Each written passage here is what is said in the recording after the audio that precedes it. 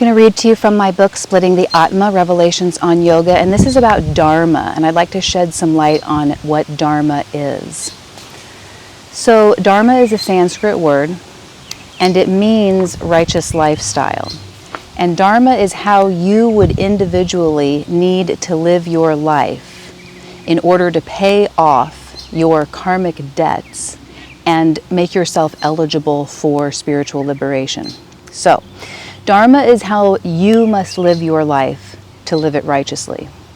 It is the best way that you can conduct your daily activities to live a morally effective life.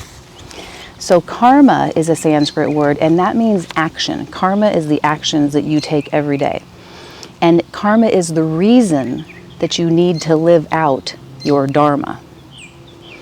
It's the reason that you need to live in a certain way if you're going to try to spiritually liberate yourself or purify yourself first and then liberate yourself. Karma is how you got yourself into your fix.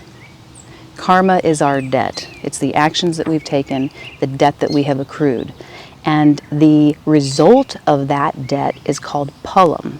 So one of the mistakes that people make when they're using Sanskrit is like people would like to be like, ha ha ha, karma got you, or ha ha ha, karma got him. But that's like saying ha ha ha, action got him.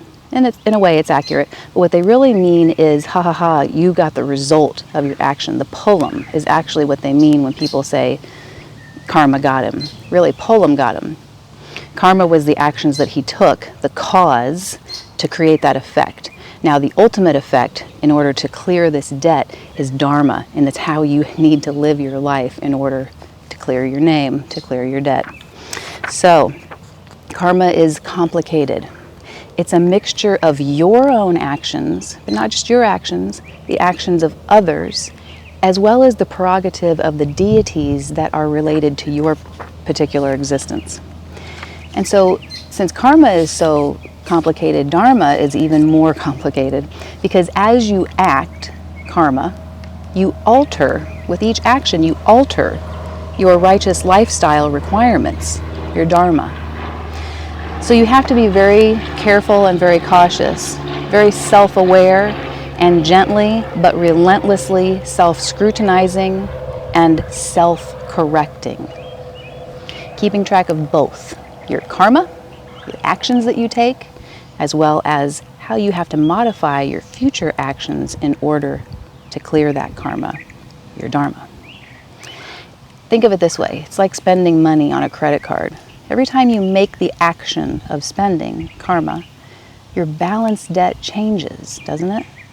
Now, the life you must live in order to pay off that debt has altered. From a multidimensional perspective, viewing a person comprehensively as a chemical and psychic conglomeration of current and past lives, Dharma is understood as what is necessary for that individual to do in this world through action or non-action in order to succeed in making spiritual advancement. Dharma means we have to live a certain way in order to mature as a spiritual being. Dharma requires disciplined lifestyle and refined self-awareness. You have the disciplined lifestyle so that you can refine your self-awareness. Otherwise, your Dharma is really easy to lose track of. So is your karma. The requirements of our individual dharmas are set by who? Nature, as well as the deities, the divine. So how do we figure out what our dharma is? How do we tap into these unseen forces that are creating our reality? There don't seem to be many maps available leading out of this dimension, do there? But I have found one. Guess what it is? It has great reviews and it has a reputation for success. The 8-armed yoga purification meditation process in its highest stages, with continuous simultaneous application of all 8 parts, reveals to us our own existential situation and how we should advance forward, upward, and toward higher living environments by living out our dharma, our duty, our righteous duty, the lifestyle we need to live in the here and now. Requirements that, when complete, will, in a sense, fulfill the wills of nature and the gods, balancing the forces within and allowing for an opportunity to slip away from the traumas of this undesirable third dimension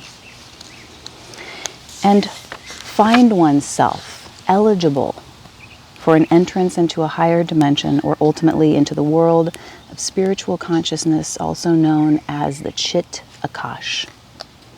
An example of a person's complex dharma is that of the epic warrior Arjuna from one of the most important of Hindu texts, the Bhagavad Gita. If your dharma is like Arjuna's in the Bhagavad Gita, your direct dharmic instruction to you comes from God Himself. And it was in the scenario of a battle, on the battlefield, right on the battlefield, and the instruction, the dharmic instruction that Krishna, Lord Krishna, was giving to Arjuna was that he needed to kill many of his beloved but corrupt family members in a great and violent battle. And Arjuna, the greatest of warriors, born for this event, did not want to do it, started to have an emotional collapse right at the most important moment of his life. And as prepared as he was uncomfortable with his own dharma, as many of us can be uncomfortable with the things that we have to do.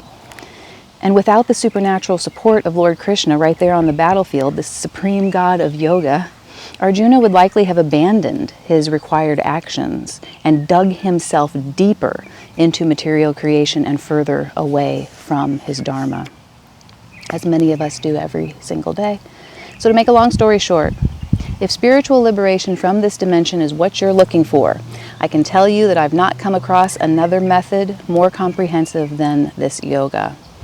For most people, spiritual liberation isn't even a thought, especially since so many people are trying to become gods right here on earth, not realizing that they are here because they're anything but. So exploiting spiritual nature is a great pastime for most who incarnate here, right? Do as thou wilt shall be the whole of the law, right? According to our favorite Freemason and Satanist Aleister Crowley.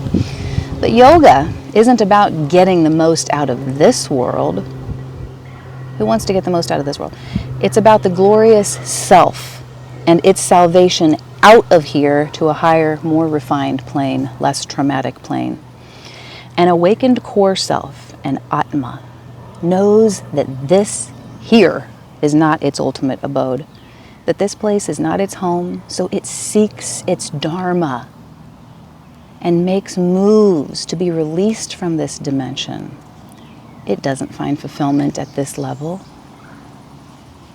On the other hand, an awakened and unchecked Kundalini, which is your urge system, your primordial instinctual electrical system, unchecked, feels quite at home here and seeks to exploit the environment as much as possible, come what may.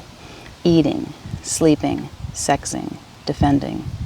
Those are the primary activities of the Kundalini. If our Dharma, right living, involves activity in society, we do it for purposes of self-purification, for living out the Dharma, for burning out those karmas, not for redeeming greatness here. Who wants to be great here? Whoop-de-doo if you're great here. In yoga, it's every soul for itself. As yogins, we're making serious arrangements toward checking out of the hotel matrix here in 3D. We'll leave the earth as we found it and allow Mother Nature to continue about her business. We don't have the power to change this. As much as we'd like to think that we do, we don't. We are pee-wee entities with very little free will. Therefore, we must utilize what we have available to us to transcend it and sense out higher dimensions to strive for. There are better places to exist, but we often must make efforts, great efforts, to get there. And Dharma, right living, paying off that debt, is the key. Thanks for listening. If you want to check out this book, it's on Amazon, Splitting the Atma Revelations on Yoga. Have a good one.